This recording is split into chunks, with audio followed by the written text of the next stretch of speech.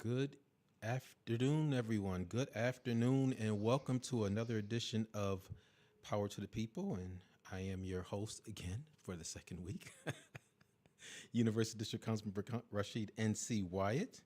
And I'm here with the Mr. Mark Pope from the Ellicott District Office. And we're substituting again for the bishop. He's tied up with a couple of things today, so I am excited to be here again. And if you are on my Facebook page, you saw that what I want to talk about today, and I want to continue this conversation. And I'm fortunate, actually, to be able to continue to co-host because as I went through the community, I didn't know so many people heard about the show and listened about the question of what's missing in the Black community. And it's incredible that I got so much feedback from people. I was going to the grocery store, I'm in Home Depot. So I'm going to continue that conversation because I think it's very, very important if we're talking about improving our communities. And especially as it relates to this is the first day of school. First day of school. And I think, our civil rights leaders always talked about the importance of education.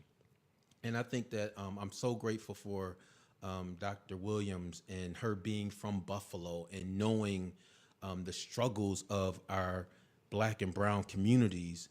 And here we have an opportunity. Every year we have an opportunity to help our children to have a better life than we have. And so I posted something on my Facebook page, and I just want to talk a little bit about that. Just about us as a community and what we must do to help the teachers in the classroom. We have to help them with the instruction on our children, but we have to be the children's biggest advocate. We must be their biggest advocate. And so this is a new school year that we can, number one, make sure they get the proper sleep, because that's one thing some of our kids want to stay up late at night. No. You can't be up late at night and want to learn and be able to learn and be attentive. So we got to work on that. I know with my grandkids, we have them and 8:30, they in the bed. No ifs, ands, or buts. Let's do it because we're the responsible ones, and it worked for me. I wasn't an A student, but I graduated. So we did that. And then you want to make sure that they get to school on time. We're trying to teach them behaviors about when they either work for someone or they start their own business. We're trying to model behavior so they can be successful. So yeah, I would love for them to own their own business, but they can't. They got to know that they need to do some things. And that's one of the things that, being on time. Also being in regular attendance. I know a couple of years ago, attendance was a big issue for our Buffalo public schools. That cannot be an issue if we want to see our children excel. They have to be in school. My mama unless we had the flu and we couldn't get out of the bed, we were in school. And that's the model that I have. I'm always making certain, and my son does a great job, and the mom, co-parent, and they do a great job of making sure those children are in school. They miss minimum days, and they were all on the honor roll. So, and again, those are the types of things that help our children be successful. Because you know what? We want to make them feel good about themselves. We want to make them feel good that they are not just a afterthought, that we support them. And again, when I talk about support, I'm not just talking about getting all A's. I'm talking about they work hard, they put an effort, and they try. And so we want to reward them for trying, not giving up, because in life, we know we ain't always going to get the greatest promotion. We ain't going to got the biggest raise. But hey, we keep working, we keep showing up, and we keep a job. And maybe we even do our own job later on. But these are some of the basic things. Today is the first day of school, and I hope that we all ascribe to this. These are our babies. These aren't just somebody else's babies. These are our babies. These are our community babies, and we should all be pulling in the same direction to make sure our children are successful. So that's my first thought, because today is the first day of school. Thank Dr. Williams, and I'm praying for all the teachers, everyone who comes in contact with our children, that they show patience, they show kindness, and they show compassion to our children, because these are our most valuable assets, and we all have to make certain that we send the same message. So, great day in the neighborhood, first day of school, and we're in the studio, Mark. Yeah, we're here. And, it's interesting. You were talking about first day of school, and I agree with everything you said. But on a lighter note, how do we have first day of school on a Friday? just on a lighter note, like how do we start on a Friday? I can see a Thursday, I can see Wednesday, but Friday, I just feel like that is a tease to the parents. I feel like it's a tease to, I feel like it's a tease to the students because you're waking me up early for one day this week and then I get to sleep in all weekend. It's just a big tease. So I was really confused that they were starting school today. Well, you know what? The one positive thing I think, because when I told my grandkids I got to school tomorrow, and they just said we just got one day. Yeah, they were excited about the one day. Oh. But if you tell them Monday and they got the whole week, maybe. But yeah, it's interesting that we just had the one day on Friday. We started back, but you know we're grateful that Absolutely. we have a great new year, and again, my prayers are with all of those who will come in contact with our babies. You know, we got the new 3-bell system. Absolutely. And I know that the superintendent has asked for patience. And so I pray that we all give her patience and let her work through this thing. And we work through this thing. Work through this thing together. Because we're all in this together. And we got to remember that. I mean, again, the conversation today about the thought of what's missing in the Black community. Someone called in last week, and the one thing that they said is about love. Yeah. You know, love. Do we respect and care about one another? And those are examples that we have to begin showing. That ain't dictated by anybody, any elected official or any person. That's us. I go back to where I grew up on the East Side, and we went and got missing so-and-so some sugar. Or we went to the store and somebody asked and said, hey, can you get me something when you're at the store? And we did that stuff. Mm-hmm. And that really, I think, are the pieces to really solidifying us as a community because we act as one, not just as individuals. And I think this whole thing about where we've arrived in some cases, some of us have gone on, have great positions in those things. And sometimes we forget about where we've come from. But again, it's not too late for us to get back to the basics of what made us a strong, vibrant community. Back in the civil rights movement, you may not know this, but we were feared because of our close-knit relationship. We Absolutely. were feared. They didn't think they could break us apart. They felt like, hey, they're going to stick together. And now, man, we can't get together on one thing. And like you said, that's exactly right, because that was the whole purpose of Jim Crow Yes. and everything else, to find ways to keep us divided so we couldn't come together because they saw, well, let me say it this way. If you think that the white replacement theory is just a new thing, no, that they feared Yeah. that in the turn of the century. Yeah. So this is not a new concept. This is not a new thing. So it was, I mean, they were bringing us over by the droves. So Yeah. at a certain point, and they were also breeding us. So of course, at some point, we're going to start outnumbering. Yeah. And so how do you keep them under control? You divide. Yeah. And I think Dr. King in one of his great speeches talked about that. You know, he talked about during the Christian times when the Romans were in power and they had the Israelites. And what did they do? The Romans were outnumbered by the Israelites. Sure was. They were outnumbered dramatically. But guess what? They kept them fighting amongst themselves. And that's what we have to stop doing. So somebody, and I don't know their name, and I'm not going to mention their name because their name is not important, posted that a certain community has bought a lot of property in our city. Yeah. And they have. Mm-hmm. But they can. It's not illegal. And if you watch this community, you look at this community, they work together.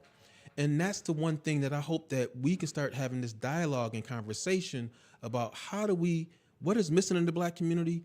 We working as a community, we having the best interests of us and not of others. We got to focus on us. I ain't worried about nobody else. You know, for me as a council member, I'm not worried about another council member and what they do. I'm focused on what I need to do for my residents. I focus on that message. So I work very hard at trying to be authentic and making sure I listen to the constituency in my district about the issues. They dictate to me. I don't dictate to them. I'll give them advice. I'll guide them on things. But at the end of the day, my job is to listen to them. And so we're going to continue this conversation.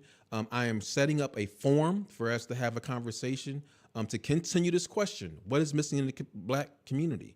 And we're going to have some conversation, some dialogue. We're going to listen to everybody. I'm not trying to have all the elected officials be there. I want community people, and not talking about what happened yesterday, but what must we do to move forward? How can we regain our sense of community? How can we regain the economics in our community? Because we've lost it. We've given it all away.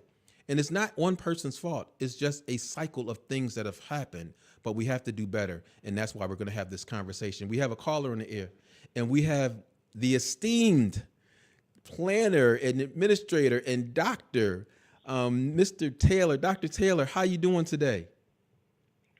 I'm doing fine, my friend. How about yourself? I'm doing great, Dr. Taylor. And I thank you for calling in because I called you and talked to you about, just the things that we've seen, and you've seen it in some of your articles, and you just did a piece on The Harder We Run.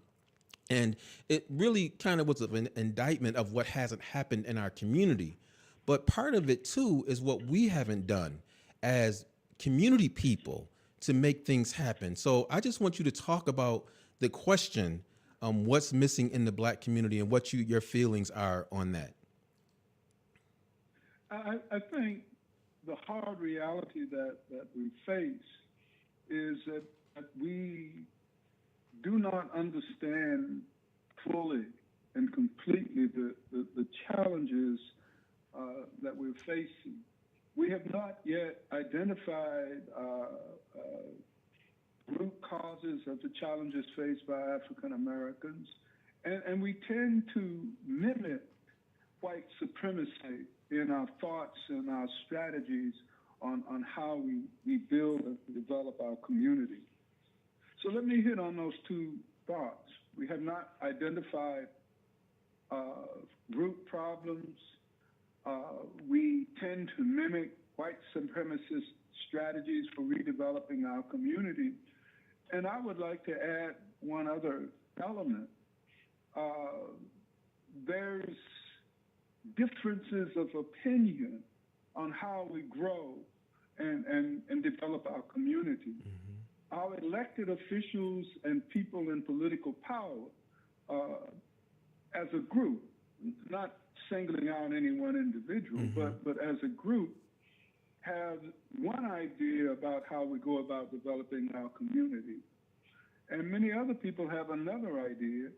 And often, especially the ideas among our elected officials, simply do not reflect the challenges and the realities that we face on a day-to-day basis. Now, let me get down to some specifics along those lines. So what are the root problems facing Black Americans and Buffalonians, the problems that we have to solve if we're going to move forward? I would start by looking at rent gouging and substandard housing. Rent gouging and substandard housing are critical issues that we face. And let me explain what I mean by rent gouging. Most Black people in Buffalo on the east side are paying 40, 50, 60, and sometimes 70% of their income on housing. Mm-hmm. That's an extraordinary figure. And if you're making, as many Black people are making $25,000 a year or less, and half of that is taken for one commodity, housing, you're going to have trouble making other ends meet. Yeah.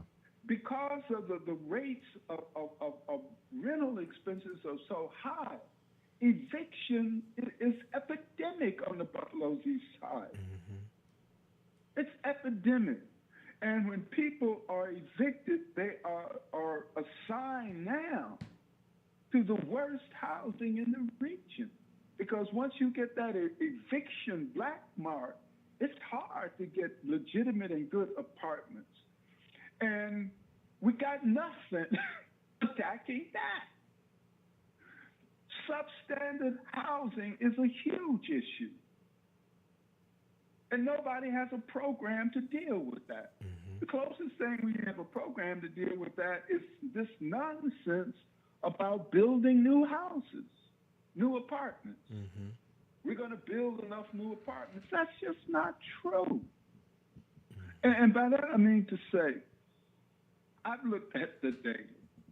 You're not going to build enough new houses that rent for under that allow people to pay 20% or less of their income on housing, so that people are no longer living in substandard housing that charge excessive rents. That's not going to happen. And when politicians say that that's going to happen, it's a lie. It's just not going to happen. The idea of selling poor people dilapidated houses that they can fix up, that's not going to work. It's dream talking. And so we have a root problem. Substandard housing and rent gouging, and our black leadership won't work on it.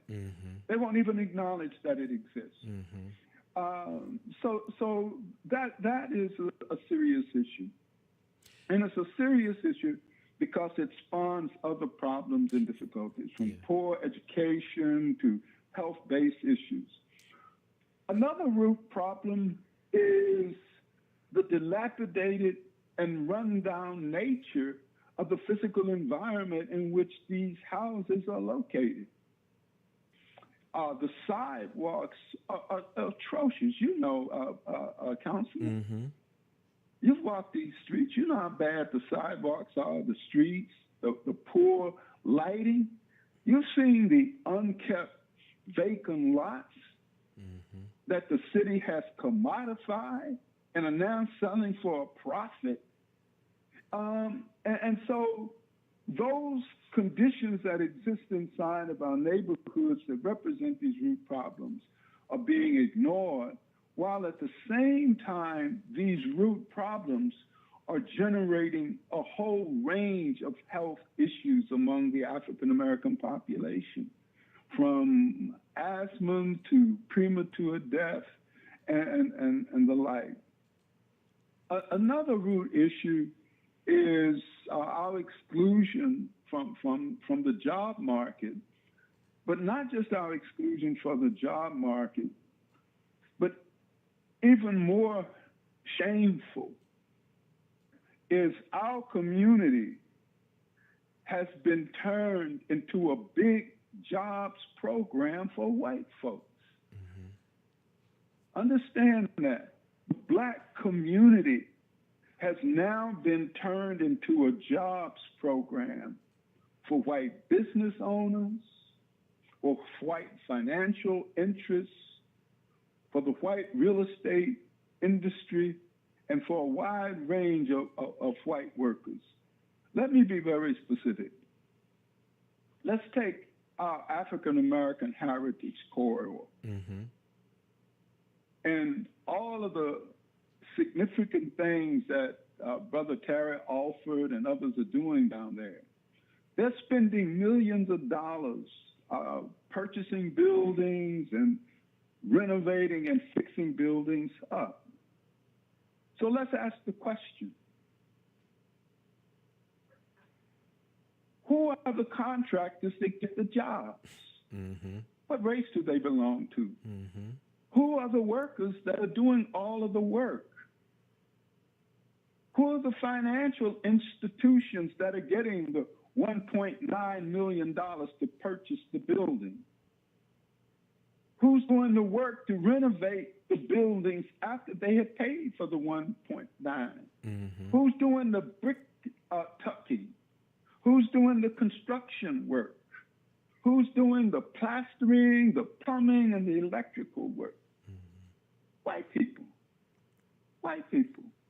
If you look at the Kensington Express, a $3 billion business, who will get those contracts? Who will get the contracts? White people will. A handful of blacks, and many of the blacks who get the contract, I guarantee you, they won't live on Buffalo's East Side. They won't live there at all. But Dr. Taylor, and we have known for years this kind of stuff. That all we needed is innovative job training programs. But we haven't developed them. And so that's a kind of a broad and central layout. And many of the leaders of the council not, I won't say, I'm not going to lay out any one area. I'm just saying government in general. They support policies that provide all kinds of subsidies and other types of activities to spur growth and development for the white business community, without regard for how to translate that growth and development into activities that support the African American community. Should we be concerned? The answer is yes. And the reason is this. When I look across the United States, what I have discovered is that we're entering a period of what I call white reclamation of the city. To give you an example, in 9 of the 10 American cities with the largest black populations, they have seen a significant drop in population over the last 20 years. Black people are being pushed out of the central city into the suburban regions and hinterlands. Example, in 1990, Atlanta, Georgia was about 65% black. Today, it's less than 45% black. In 1970, Washington, D.C. was 70% black.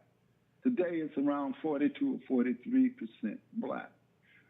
St. Louis, the majority of African Americans in St. Louis live in the suburbs, not in the central city. And so across the country, we see black people being pushed out. And even in Buffalo, over the last decades or so, the proportion of blacks living in Erie County, suburban areas have increased, while the proportion of blacks living in the central city have decreased. So we're facing this danger. And as we face this dangers, the leadership, black leadership in this community, as a group, that people, and I'm saying as a group, because there are folks who get this and are fighting against it, but as a group of fiddling while the problems and challenges that we face go forward. Yeah. And people point to symbolic projects as doing something for us, and they're not. Yeah. I mean, I talked to my friend Terry Alford about this. I mean, I think that the Heritage Project is important and significant, that we should have it. But I'm also clear, and we should also clear, that's symbolic. The greatest heritage project in the world is not going to impact positively on the root issues that are creating so much havoc in the lives of black Buffalo. I'm going to let Mark Pope. There you go, man. I'm going to let Mark Pope say something real quick before you leave. Go ahead. Hey, Dr. Taylor, on that point about African Americans leaving some of our urban settings, I do agree with everything you said, but I've experienced it in my hometown of Wilmington, Delaware, but it was kind of sold as you've made it if you were black and moved out of that urban city. Does that have something to account for kind of that flight that you're referring to? Not really. In the minds of some people, the middle classes, that kind of sentiment would hold true. But you probably hear a lot of black folks in Buffalo now saying they can't find an affordable apartment in the city, so they're moving into the suburbs. Nobody in Ferguson, Missouri considers moving to Ferguson moving on up. If you remember the old TV series.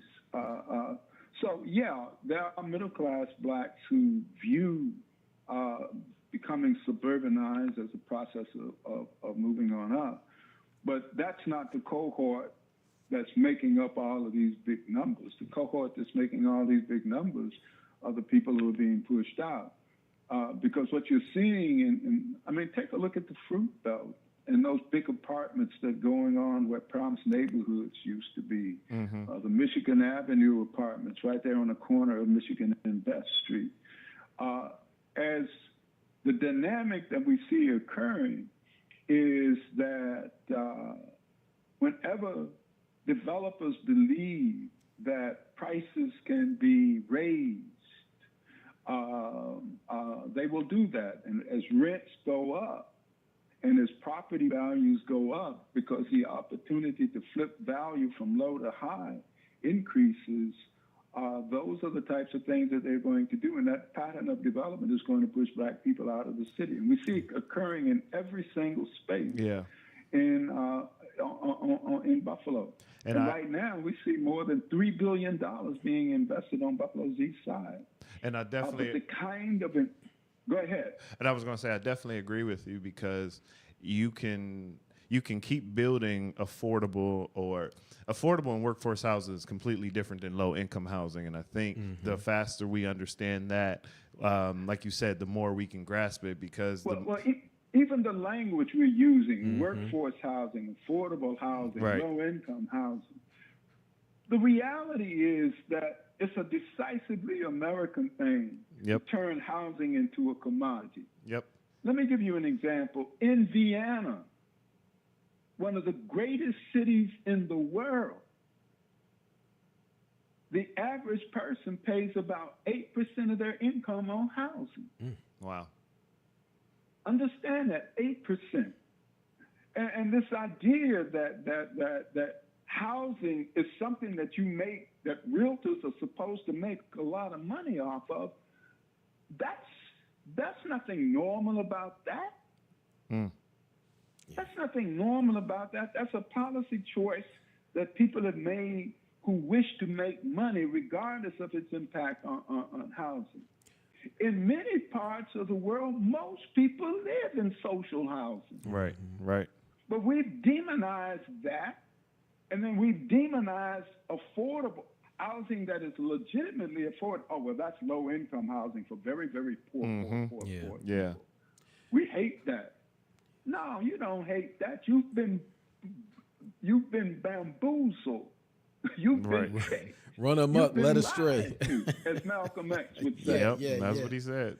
Well, Dr. Taylor, thank you for all that you've just said and given us as far as insight. And we're going to coordinate with you to be on that panel, because we need to get this information. And it's not talking about talking against anyone. It's about how do we move forward and how do we develop policies for us to make certain. Let me say one more thing before I get off on how do we move forward. We move forward by rejecting individualism and embracing a collective way of life. Completely agree. Yep. When we look at our most significant institutions, they're the church. The church is a collective. That's all it is. And it shows what happens when we pool our money together. Yes, Absolutely. Right now in Buffalo, when we look at some of our big, powerful churches like Mount Olive and like St. John's and others, those are nothing but co-ops where people are pooling their money. When we talk about the Bangladesh community and all of the stuff that they're beginning to do on the east side, we have to understand those people are poorer than black folks. I run the numbers. Yep. They're poorer than most black folks on the east side. Do you know what they do differently? They pool their money. Yeah. They work as a collective. And that's what we have to do. Yeah. We have to begin Get back to the basics. We have to forget about the idea of home ownership as a source of wealth production and look at collective forms of wealth production. It's not about individual wealth. It's about collective wealth. Yeah. I mean, I hear people talk about having a black Wall Street. If a white Wall Street have not helped low-income white people, what makes you think a black Wall Street is going to help us? Look at all of those Buffalo Bill millionaires. Yeah. And one last thing, and then I'm going to go. Look at all of the millionaires and big-name people we have in America today, right? Yet, blacks still remain at the bottom of the racial hierarchy in America. Sure do. I've run the numbers. Listen to what I'm telling y'all. We have the lowest medium household income Yeah. in America as a group. Yep. With all of the Oprahs, the Obamas, the Jordans, all of those people, we still have the lowest household income in America, below every other group, including the indigenous population. We have the highest unemployment rate, tied with the indigenous population. We have the second lowest home ownership rate, just above the native Hawaiians and Pacific Islanders. And even though we're in the middle of the pack on educational attainment, we're still light years behind white folks. Well, you said a lot, Dr. Taylor, and I appreciate it. And we gonna hear more from you, because we need to get that information, and we have to unlearn some things. And it's hard. We've been doing something for so long. It's hard to undo it. But I like what you just said about collective wealth, because some of us will take that individual wealth. But we understand we've come from a time in which we've not had the same attainment that others have had. And so we are, as they say, moving on up, and we move out and do our other things, but then we leave others behind.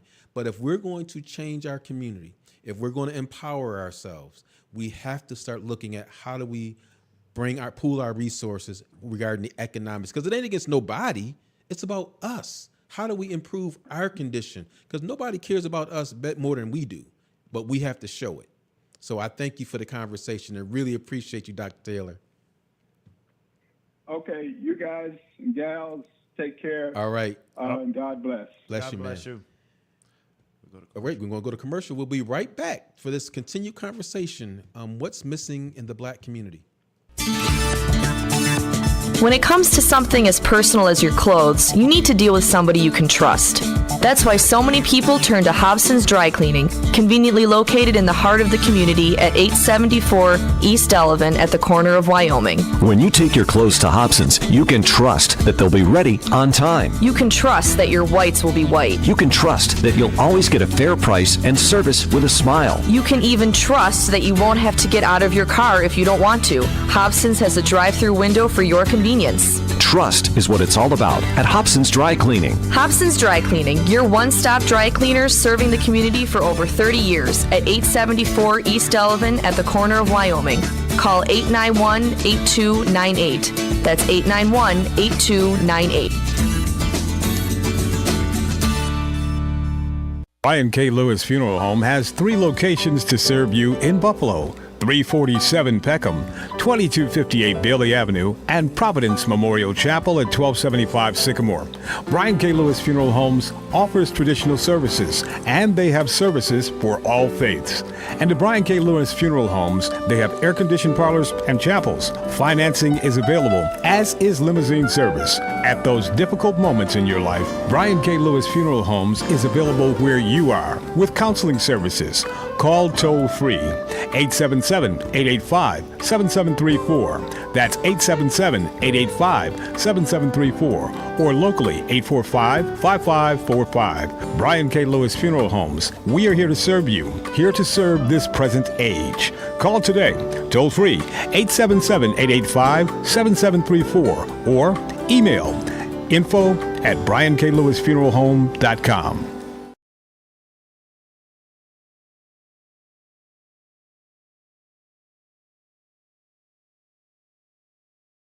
And I see people are posting on here, and my friend Councilwoman Tina Vick is talking about Black people make money, and they say it's for better housing and housing stock, but we don't want to invest in our own communities. So, Tina, you're right.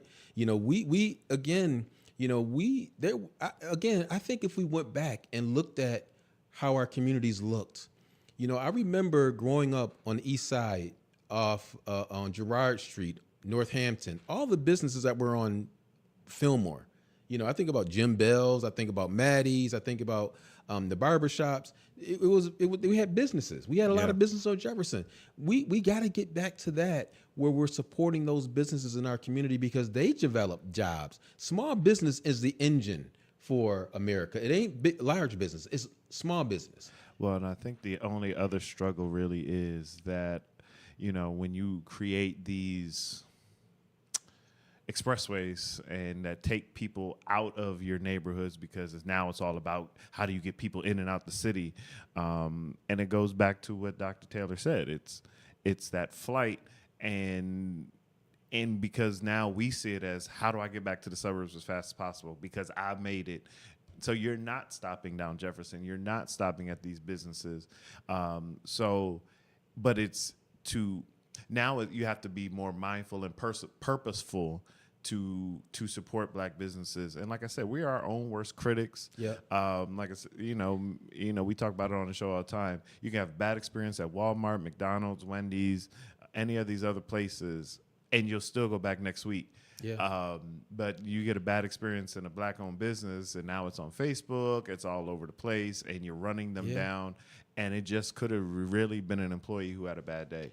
So it is about staying collective and supporting us beyond, just talk. It's changing the mindset. It's really changing the mindset. We are so critical about so much, and we point fingers at everybody. Yeah. But as we point those fingers, they're pointing right back at us. Yep. Because again, we have to start supporting those businesses in our community. We have to be the ones. If people don't know about that business, then we need to be the ones talking about it. I remember going to Cliff Bell's Sporting Goods, getting one of my pairs, my sneakers. I used to go to Sears, but Cliff Bell's was right up the street. Wow. And so we went to with Cliff Bell's. And so we got to start undoing the things that we do. Many of us will flock to that mall, and I understand that people are going to go to the mall, but no, not even going to the mall anymore. They go online. Yeah. And so we have to start adapting our plans of how do we do those things and attracting businesses in our neighborhood. And we can do it. I mean, some of these restaurants in our community, I mean, I got to mention, well, I'm not going to mention it because I'll be trying to be biased, but there are so many restaurants that people flock to now that can be catalysts to other things. If you have a small boutique, build that boutique next to that restaurant that, people are coming to on a Friday night or Saturday or Thursday. Right. They're coming to that boutique. But we have to start thinking in that way. And the thing I know about us, we are so incredibly smart, and we know how to get things done. I think about, what is it, Coco Gauff? Is Coco Gauff in the Coco final? Gauff. Coco Gauff. Yes. Coco Gauff. They're African Americans in the tennis world, not just Serena and her sister.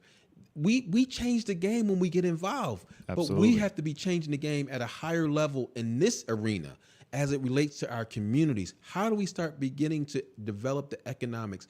Many of the stores that are in our community aren't like us. And I'm not saying don't support them. I'm not saying that at all. But I am saying, why aren't we doing things that we support? Because at the end of the day, some of these folks and some of the stuff that they own, they ain't selling it to us. They'll buy it from us, but they ain't selling it to us. And that's the real. And I'm not mad at them. I'm not mad at them whatsoever. But we have to start looking at how do we, as Dr. Taylor said, become a collective and looking at how we improve our economics. I'm going to let you call in if you have an opportunity. We have a little bit more time. 716-541-0866. That's 716-541-0866. We got a lot of comments and a lot of calls last week. And so if you want to call in or join the conversation, I want to hear from you because, again, we're going to have this forum and we're going to have this conversation. And some of them are tough. And again, I want you to start putting in the mindset that we can't go back. We got to go forward. And so how do we go forward? How do we move collectively as a collective in improving our neighborhood? Because that's the key. We have all the politicians, all the political power, but you know what dictates to that political power? People. And if the people aren't involved, then those people make decisions and they can be sometimes unaccountable for those decisions because, hey, y'all don't... We talk about the numbers. You talk about the voting numbers. We don't even vote anymore in a lot of cases. Some of us just sit there and say, "Oh, they're gonna just do whatever they want to do." Well, they do whatever they want to do because you say, "I'm not gonna go vote. Let y'all do this." And so when everybody start moving in our neighborhood and things don't happen, we just sit there and play the blame game instead of us being involved and being engaged. It's so important. I can't say it enough. These other folks who are coming to America, who come into the city of Buffalo, are coming and registering to vote. Yep. You better recognize, because if not, we're going to be in some serious trouble, and you won't be represented like you think that you should be. We're going to be represented by others. And now, again, I'm not mad at anybody. I'm just saying either we're going to get on this chessboard and start playing this game, or we're off the chessboard and we're going to be out of the game. No, absolutely. And I think what people fail to realize is, you just said it, democracy is representative government. So those who have the numbers is who gets represented. And that's why reapportionment is so important. And that's why it's supposed to be done every 10 years, because as demographics change, the representation should change. And you try to keep neighborhoods together. You try to keep ethnic and same beliefs together. But so when you don't exercise, whether it's voting, the census, and the bigger thing is, if you don't vote, you also don't get selected for juries. So now you're in a position where now you not voting not only affects government, it also affects our criminal justice system. Yeah. So again, as Dr. Taylor said, everything in this country is layered. Yep. So when you don't do one thing, it affects something else. When you don't do one thing, it affects somewhere else. And so we have to learn all of these individual things. Yeah. And again, it's about getting that information. Some of us won't even go to a meeting. I'm a shameless plug. The University District Community Breakfast is tomorrow, 9 a.m., St. Lawrence Church, right at Wright Street in East Delavan. 9 to 12, we have a number of community organizations coming to speak, but you are encouraged to come and hear what's going on, and we can hear from you about what's happening in our neighborhoods. But those are the type of things that we have to get back to. The meeting is right in your neighborhood, and some people won't even come across the street and come to the meeting. It's really important. We have a caller? Yeah, and some people won't even come across the street. It's so important. I know that there's been conversations about going back to neighborhood schools. Well, if we go back to neighborhood schools and you won't even come across the street from a community meeting about your community, I don't know what neighborhood schools is going to do, but I think that neighborhood schools is a positive thing, because I think that we need the parents and guardians and grandparents to be able to go over to those schools and advocate for our children. So I like the idea of going back to neighborhood schools. We have a caller? Caller, you're in the air. Caller, you're in the air. You're on the air. Hi, Councilman Wyatt. Councilwoman Tina Vick, Newport News. How you doing, Tina? Well, I'm one of your biggest fans. Thank you. And so I'm so glad I was able to tune in today, and I love what the speaker was saying. Dr. Taylor. About, and this is such a great topic that you're talking about, because what I'm so concerned about as we're talking about Black communities is how to build our infrastructure, to be able to build housing. One of the things that I do know, and Rasheed, we talk a lot, but one of the things I do know is that we already know that, and I put some comments on when he was speaking, some of these things that we're suffering from as a Black community are the results of, you read about history, are the results of the redlining that happened after the Depression. That they redlined our communities. When the federal home loans, they wouldn't give us any loans to buy houses. It was so much discrimination. And so some of that is part of that. And it continues. And because, Tina, you and I were talking, and you talked about a group of people in your district that are buying houses similar to folks in our district. They're buying up a lot of the property, and there's no law that says they can't, and there's no law that gives them the right for us to give them anything. They do exactly what any ordinary person can do, and they go purchase property, and they pool their money, they pool their resources, and we just sit and we watch and we complain. But at the end of the day, who amongst us are pooling our resources and coming together and buying property and building up our community? But you know what happened down here, where I'm living in Newport News, and what we have to do as a community. Like, I could have lived anywhere, but I built my house down here in an impoverished community. I built my house down here, and I'm the representative of an area that has high poverty. But what also is missing with elected officials, and I'm one, and I see it, that we got to stop electing people that their skin is black, but they're carrying the white agenda. Uh-oh. That's the biggest thing. You said it. Because if they're carrying the white agenda, we're voting for them because their skin is black, but then you got to watch the money. Yep. If we keep on voting for black people and then they don't bring no money in our area, they don't bring any opportunities, everything is just poverty stuff. No. Yeah. I want to wake everybody up, all black people up. If somebody's black and they don't have no opportunities for us, that means they're carrying the white agenda. And Rashid, we talk about that all the time. Yep. Because we know that's the reality in our elected life, that there are people with black skin that we're voting for, but they're carrying the white agenda. And that's my friend Tina Vick, Newport News Councilwoman. Thank you so much for the call. And Tina said something to me before, Mark. She told me, and I totally agree, poverty is not permanent. And sometimes we act as if it's permanent, and it's not.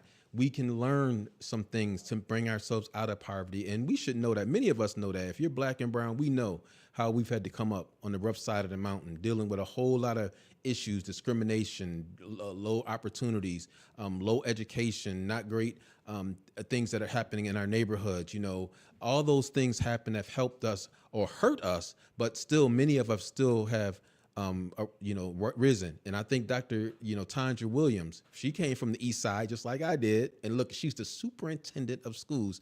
Congratulations to her and thank you for all what she does. We have a caller. Caller, you're in the air. Caller, you're in the air. Power to the people. Oh, good afternoon. Good afternoon. Thank you for the opportunity. The last caller, the lady who said that we have black politicians with white agenda, well, she pretty much hit the nail on the head. What little bit of quote-unquote privilege that we have as black people emanated from the church. The gatherings and the planning and the strategies emanated from the house of the Lord.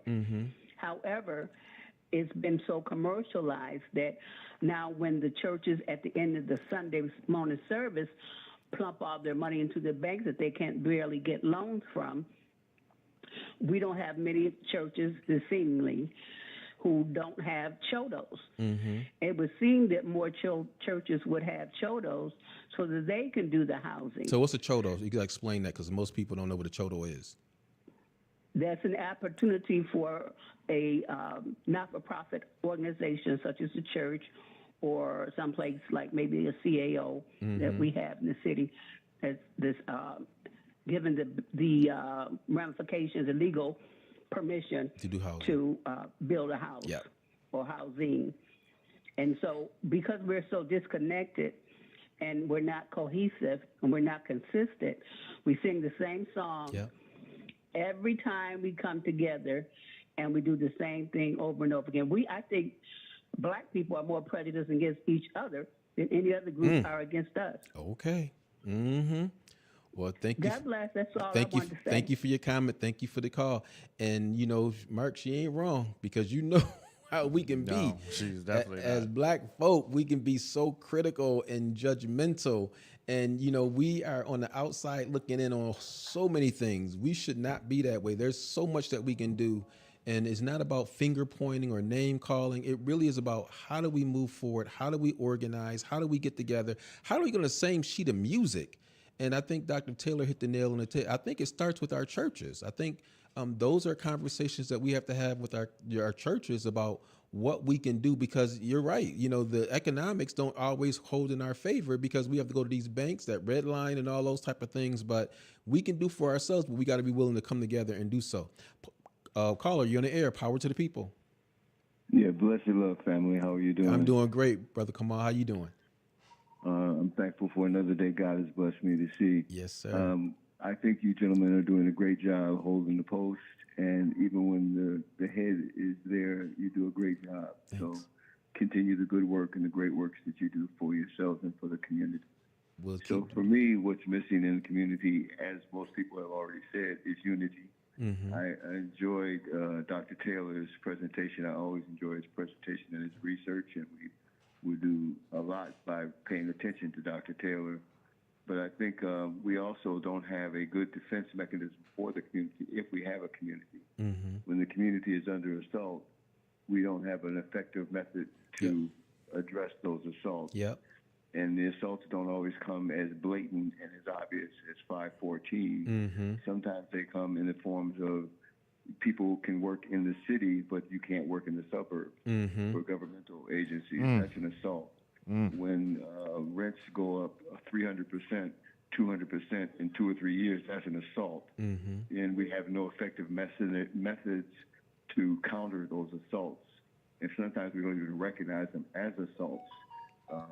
Traditionally, the jobs in the plants, the jobs all around. When you look at the transportation, I can't call it immigration, the transportation pattern. If you look at how many cars come into the city and leave the city at 5 o'clock, yep, that's an assault. Yep. So I think we have to think of ways of not just building, but also how we defend ourselves. The New Buffalonians, as they're called, seem to have an endless source of resource that they can go get these mortgages and flip these houses. Our community is not being developed; it's being flipped. Yeah. And we should have some sort of defense against that. We're not about people who are landlords. I guess they appreciate the increase in rents, but people who are tenants, they can't. This is no longer an affordable city. Right. And I'm not sure what effective defense we can form, but we need to defend ourselves against this assault. Brother Kamal, always gems of wisdom. That absolutely. And so I think that we have to, like I said, we have to have these conversations, and we got to be interested in getting involved because this information can help empower us. Like, we need to be having these conversations, and I'm so for real. We need to be having our own banks, and it can happen. Yeah, it's not something that's far-fetched. But we got to have that conversations. We got to have people who are interested in getting involved. What Dr. Taylor said about the whole rent thing. Well, the council has addressed the rent piece, but you know what? We need to have a mayor that addresses that, as well as a state electeds. We need all us on the same page, because we know that we're the third poorest, and I'm tired of saying that we're the third poorest city of our size, and we continue to say that. And we have not made any changes to it. We've had billions of dollars come through the city of Buffalo, billions, and our condition hasn't changed. And so those are things, again, I don't want to point fingers, but those are facts. So what are we going to do to make it different? This money is coming to Buffalo regarding the 33. I wish it was going somewhere else, but you know what? I can't knock the people who stood and worked hard to make this happen. So with that happening, how do we take lemons and make lemonade? I think there's some things that we can do, but we got to be involved and engaged. I think they have a satellite office that you can go to off Humboldt. For the DOT, I believe it is off of right there at Humboldt and Utica. Okay. I heard talks about they're possibly moving, but I think right now it's still at Humboldt and Utica. And I was going to say, this is what I was getting ready to ask Dr. Taylor about that housing piece, because the struggle is, like I said, we separate low income and affordable housing, and the goal is to just keep getting more online. Well, all that eventually does, and as Dr. Taylor alluded to, is it just keeps pushing that 80%, 60% AMI up and up. Yeah. But, and this is where, like you said, it's not just government, it's also private sector. Yeah. Because if our economy isn't matching, absolutely, you can tell me, hey, 80% AMI and you're only paying $750, but if I'm still only making $350 a week, it don't match. It still don't match. And then you just still now have an influx of people now trying to find terrible housing. Yeah. So I think it's going to take a lot of private-public partnerships. It's going to take a lot of different sectors getting in a room and, like you said, increasing real change. And I know people calling for rent control and rent stabilization. It took New York City a while to get that, because you do have to work out a lot of details. I'm a fan of doing it for a couple of years to let the economy match, but I don't think it should be like an end-all thing because we're a capitalist society. So I do think we need to figure out a way to allow the economy to match where the rent is. Yeah, and I love that idea. That's, again, coming together and having conversation spurs a lot of ideas that we can start looking at. How do we turn those ideas into legislation? That's why coming into a meeting and having this dialogue and hearing from people is so important if we are going to change, our community and really start making a difference. And that difference has to come to us, hearing from one another and really acting on that. Brother Kamal made a good point. He says, how do we defend ourselves? Well, that defense was supposed to be your elected official. But if the elected official is, let's say, getting their donations, contributions from people that don't look like you, guess who's going to have a greater input? Right. And I'm just being 100. I ain't trying to play no games. That's facts. It's the facts. If I have to go to a bank to get donations, guess who's going to rule over me? That bank. And so we have to start getting in this game and understanding the game. In some places, in some situations, we don't know the game. We just keep being played. But I know we're smarter than that. So again, I'm looking forward to putting this whole conversation together and having us all in the room. And having this dialogue. And it's not just about dialogue. It's about putting a plan together, saying, let's start doing some committees. Let's start getting some people together. Let's start looking at really doing a bank or really doing a credit union. This can happen in Buffalo. We have to start taking back our economics. If there are people who don't allow us to get mortgages, if there are people that don't allow us to get personal loans, if there are people that won't even let us get a checking account, why are we there? Why are we fooling with them? We got to start supporting those who want to do those types of things, but it's up to us. It's not up to anybody else. It's up to us. So I hope that everybody is tuning in and really getting ready for this game that we're going to do as far as the conversation about what's missing in the Black community. And I think Brother Kamal, a number of people said it's unity. Yeah. It's care. It's love. It's looking out for one another. We can't just look out for ourselves. We got to look out for this community. And that means me. That means you. And when we start doing that, we'll see the results. It's going to take some time. It's going to take some pain. It's going to take some hard work. But you know what? I celebrate Sam Radford. You know, before he got the parents group together, we had all sorts of issues. But Sam was diligent in working with the parents and developing that parent council. And now they have input in the school. And I think they're doing a better job, much better job than what we saw years ago. And so, again, we can make change, and it takes time, but it takes individuals who are giving of themselves and not just worried about everybody else. You got to be giving of yourself. You have to sacrifice. Somebody has to stand up. You can't be Pridgen on everything, and I use this example because everybody calling for everything. Pridgen, we need you. Well, goodness gracious.